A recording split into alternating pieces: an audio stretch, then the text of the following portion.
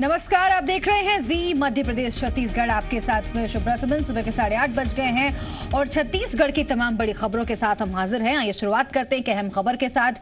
छत्तीसगढ़ के पूर्व सांसद और विभाजित मध्य प्रदेश के पूर्व मंत्री पवन दीवान का आज गरियाबंद में राजिम में अंतिम संस्कार किया जाएगा। सीएम रमन सिंह भी अंत्येष्टि कार्यक्रम में शरीक होंगे। आपको बता दें, कल सुबह दिल्ली के मेदांता अस्पताल में इलाज के दौरान उनका निधन हो गया था। संत कवि पवन दीवान 71 साल के थे। संत पवन दीवान का पार्थिव शरीर राजिम पहुंचते ही शिष्य और अनुयायी अंतिम दर्शन के लिए वहां पर उमड़ पड़े। संत के अंतिम दर्शन करने के लिए धर्मस्व मंत्री बृजमोहन अग्रवाल और कई राजनीतिक हस्तियां राजिम पहुंची। पवन दीवान के निधन पर राजिम कुंभ को 2 दिनों के लिए बंद किया गया है।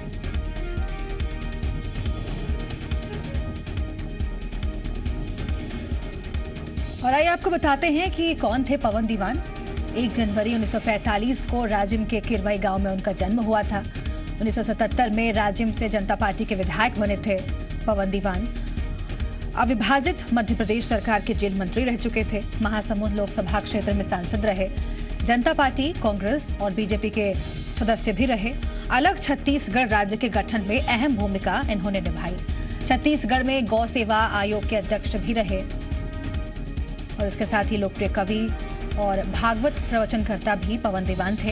हिंदी, संस्कृत और अंग्रेजी के अच्छे जानकार हैं। 2 मार्च 2016 सुबह 9:40 पर गुड़गांव में मेदांता अस्पताल में निधन हुआ।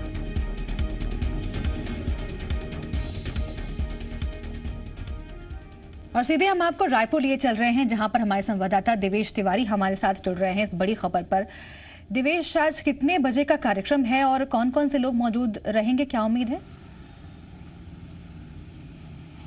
देखिए, आज दोपहर 2 बजे का कार्यक्रम रखा गया है, क्योंकि संत कवि पवन दीवान का जो ग्राफ है वो काफ़ी ऊंचा है। पूरे प्रदेश में अलग अलग हिस्सों में उन्होंने कविता पाठ किया है और पूरे प्रदेश जो है उनको न सिर्फ एक कवि के रूप में, एक कथावाचक के रूप में, बल्कि एक सफल राजनेता के रूप में मानता है। किसी भी राजनीतिक दल की सीमाएं जो है उन्हें बांध नहीं सकी थी। लिहाजा आज विधानसभा का सत्र जो है वो भी उनके लिए स्थगित कर दिया गया है। आज पूरे दिन जो है विधानसभा नहीं लगेगी और तमाम जो 90 विधायक हैं सभी को इसमें आज पहुंचना है। मुख्यमंत्री समेत विपक्ष के तमाम नेता और पूरे प्रदेश के अलग अलग दलों के जो प्रतिनिधि हैं तमाम लोग दोपहर 2 बजे राजिम पहुंचेंगे। उनके आश्रम से उनकी अंतिम यात्रा निकलेगी और मुख्यमंत्री डॉक्टर रमन सिंह खुद उनके अंत्येष्टि कार्यक्रम में आज शामिल हो रहे हैं।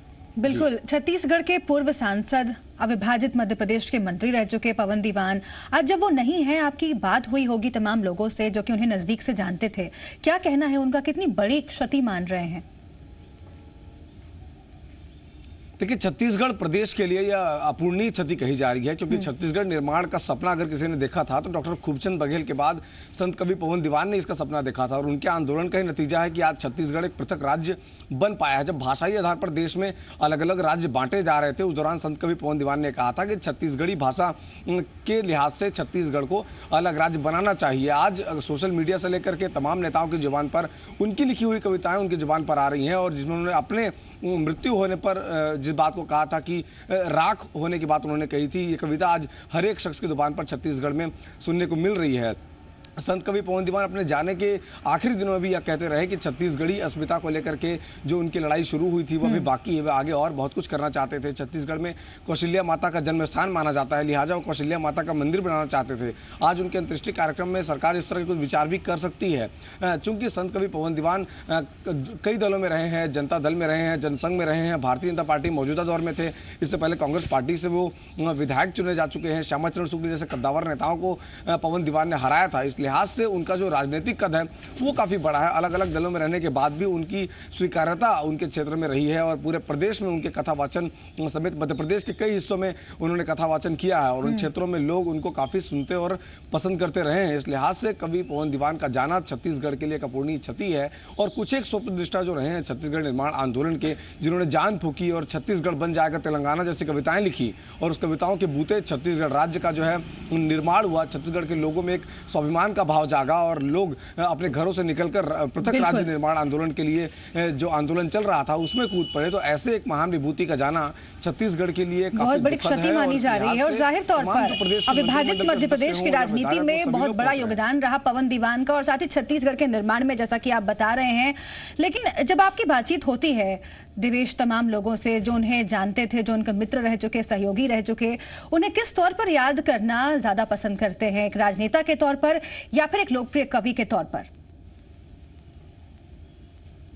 देखिए, राजनेता के तौर पर पवन दीवान को याद जरूर किया जाता है क्योंकि वो सभी दलों में रहे हैं, लेकिन राजनीतिक दल में बहुत दिनों तक वो टिक नहीं पाते थे। एक राजनीतिक दल में जाते थे और वहाँ की जो विचारधारा है उससे कहीं ना कहीं वे खिन्न होते थे और अपनी तुरंत विचारधारा बदलते हुए दूसरे दल में शामिल हो जाते थे। इस लिहाज से राजनीति को लेकर उन्हें कम याद किया जाता है, लेकिन जो उनका ज्ञान रहा है, अंग्रेजी भाषा में उतनी अच्छी उनकी पकड़ रही है, संस्कृत भाषा, और छत्तीसगढ़ी के विद्वान रहे हैं, संस्कृत के विद्वान रहे हैं और हिंदी काफ़ी अच्छी बोली करते थे। इस लिहाज से उन्हें एक कवि के तौर पर जरूर याद किया जाता है। उनकी एक कविता जो तहु होबे राख महू हूँ राख, एक दिन सब ल हो जाना है राख, इसलिए भगवान शंकर ने अपने शरीर पर लगा लिया है राख। राख का जो अलग अलग तरीके से उन्होंने वर्णन किया है, ये कविता तमाम अखबारों की सुर्खियों में छाई हुई है। यही कविता आज हर एक शख्स के जुबान पर छाई हुई है और भारत माता की आरती समेत कई ऐसी कविता उन्होंने लिखी है। दिल्ली में लाल किले से कविता पाठ उन्होंने किया और छत्तीसगढ़ को साहित्य को एक अलग पहचान दी है। इस लिहाज से उन्हें याद किया जाता है और एक कवि के तौर पर, एक कथावाचक के तौर पर, एक ज्ञानी के तौर पर। और उनके जो संस्मरण है, सबसे महत्वपूर्ण बात यह है कि मुख्यमंत्री समेत विपक्ष के तमाम नेता इस बात को याद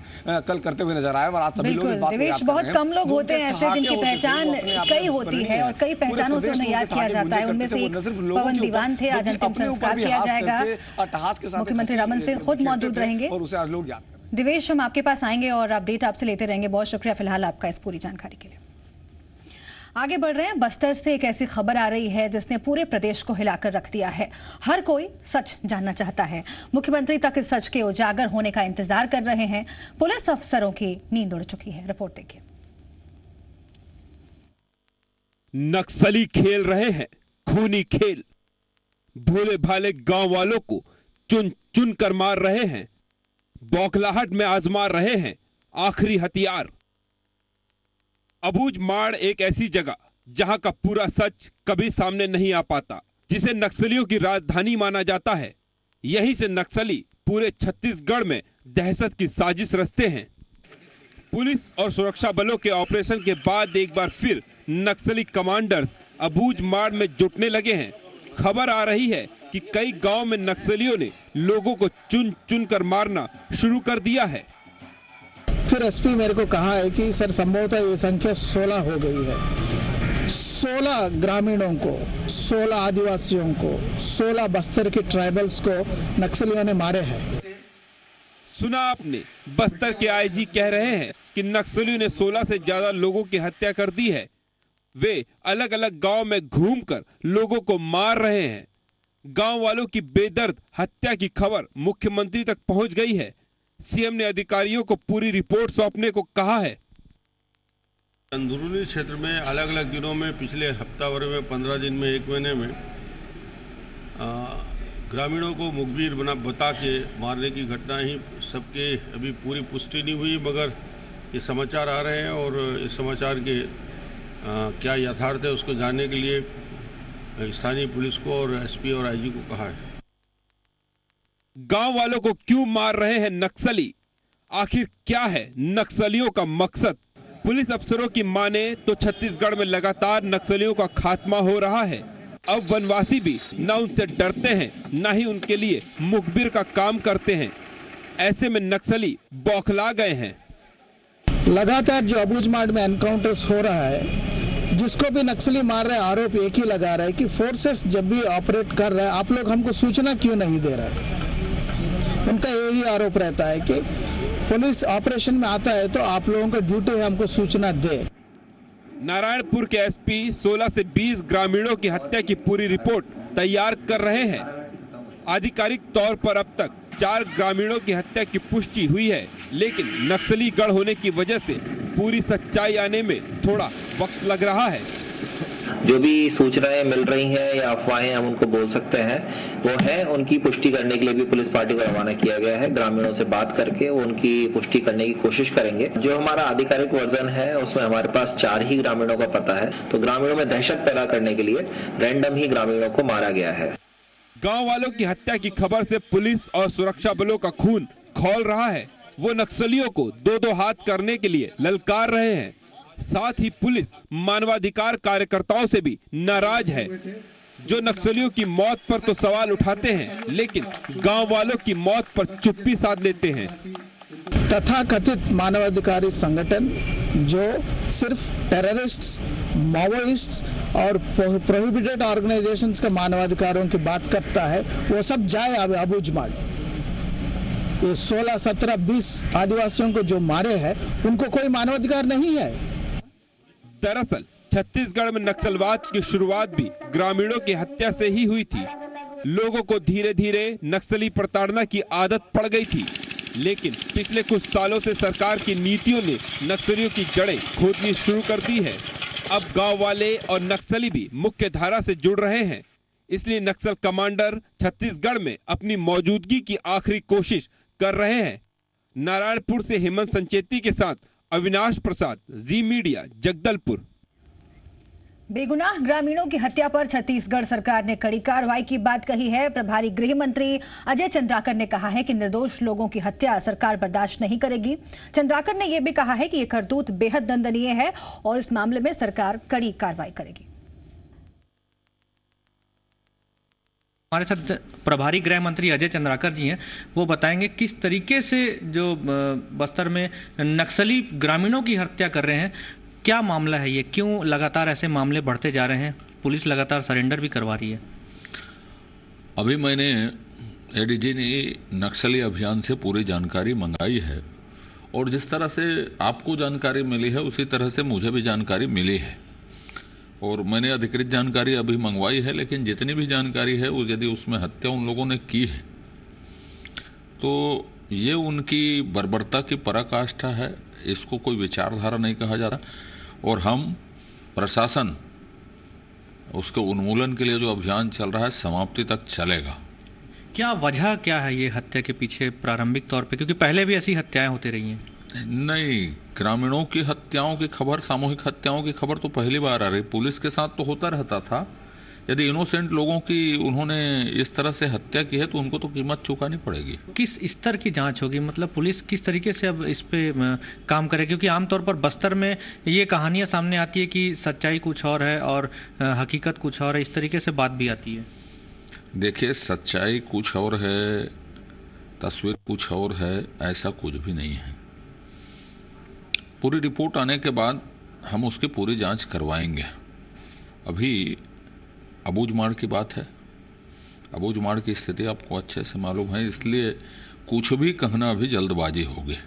इस तरीके से जब हत्या होती है तो इसकी ये वजह बाद में सामने आती है कि नक्सली एक दबाव बनाना चाहते हैं। लगातार जो सरेंडर हो रहे हैं, पुलिस को कामयाबी मिलते जा रही है, तो क्या वो दबाव इसके पीछे बड़ी वजह मानी जा सकती है?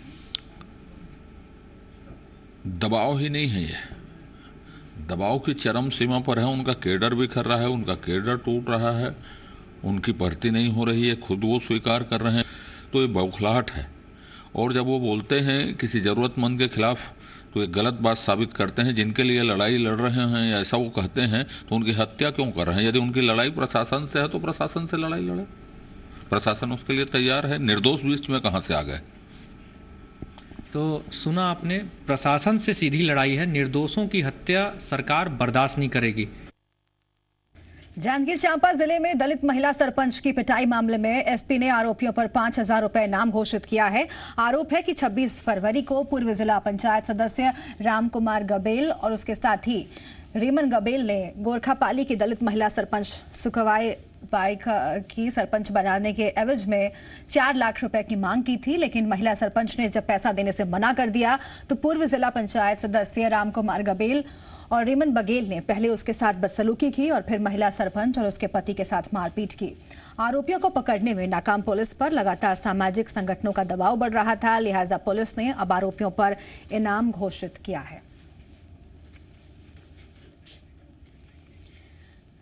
अब एक चोरी की हैरान करने वाली खबर। राजनांदगांव में एक शख्स के खाते से 2 लाख रुपए निकाल लिए गए। पैसे 5 से 6 बार में एटीएम कार्ड के जरिए एटीएम से निकाले गए। लेकिन हैरानी की बात यह है कि उस शख्स का एटीएम ना तो कभी चोरी हुआ और ना ही उसने अपने एटीएम पिन नंबर किसी को बताया। ऐसे में सवाल ये खड़ा हो रहा है कि चोर ने आखिर उस युवक के खाते से पैसे एटीएम के जरिए निकाले तो निकाले कैसे।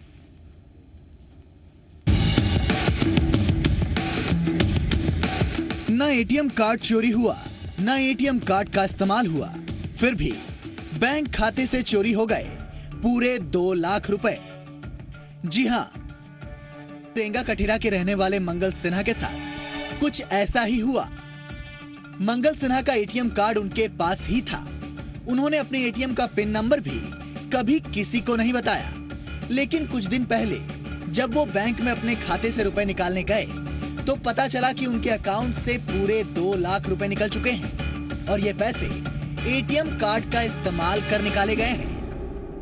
पैसा मैं लिटिल बैंक में डाले हूँ, वो आप दूसरा निकाल के खा गए। कितना पैसा निकाल लिए? 2,05,000। दरअसल एक हादसे में मंगल की मां की मौत हो जाने के बाद मुआवजे के तौर पर परिवार को 4 लाख रुपए मिले थे। यही पैसा खाता खुलवाकर बैंक में जमा करवाया गया था। खाता खुलवाने के साथ ही मंगल को एटीएम कार्ड भी मिला था, जिसका पिन नंबर सिर्फ उसे और उसके चाचा को ही मालूम था। एक घर में एक बहन और ये दोनों रहते बस, और एक जस्ट बाजू में एक बड़े बाबूजी के घर है। एटीएम के कोड तो अपन सिर्फ पहले दिन दोनों जन खाता खुलवाला है, जब एक चेक नहीं मिली रही से तब दोनों जन देखे। ऐसे में किसी को समझ नहीं आ रहा कि आखिर एटीएम के जरिए पैसे निकाले तो किसने। लड़का जो मंगल नाम का है, रेंगा कठेरा का निवासी है, उसके अकाउंट में 4 लाख रुपए जमा थे। सेंट्रल बैंक में उसका खाता था और उसका कहना था कि वो 60,000 रुपए पहले से निकाल रखे थे और उसके बाद उसने बाद में जब वो पैसा निकलने आता है 1-1.5 महीने के बाद, तो उसमें से 2,05,000 रुपए निकल गए थे और वो भी एटीएम के जरिए निकले थे। तो उसकी शिकायत उसने की है, उसकी जांच पड़ताल हम शुरू कर रहे हैं। पुलिस पूरे मामले की जांच कर रही है और अब उसके बाद ही ये साफ हो पाएगा कि मंगल के पैसे पर किसने डाका डाला। कहीं वो मंगल का कोई करीबी ही तो नहीं।